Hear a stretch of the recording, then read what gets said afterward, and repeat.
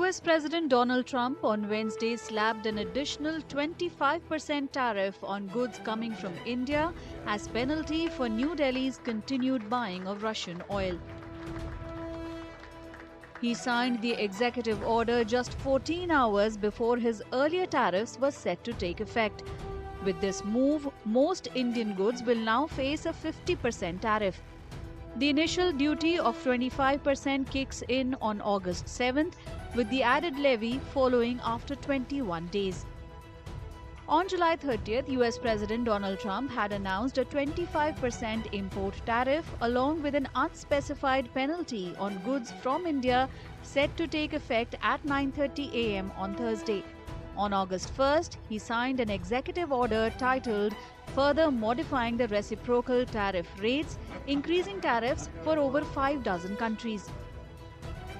The initial 25% US tariff that takes effect from Thursday will increase the overall duty on many Indian products.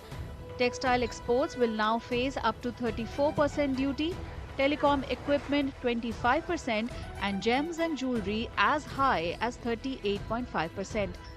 Labor-intensive sectors like garments, footwear, carpets and handicrafts and pharmaceuticals are expected to take a major hit as US buyers may turn to Vietnam and Bangladesh for cheaper alternatives.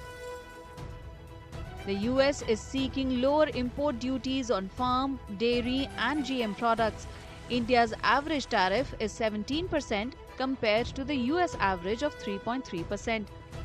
On April 2nd, the US announced a 26% duty hike. Currently, only the baseline rate is active on top of existing duties on Indian goods. Additionally, the US has slapped a 50% duty on steel and aluminium and 25% on autos. India and the US have held 5 rounds of trade talks so far. The next round is set for August 25th to 29th with the US team visiting India.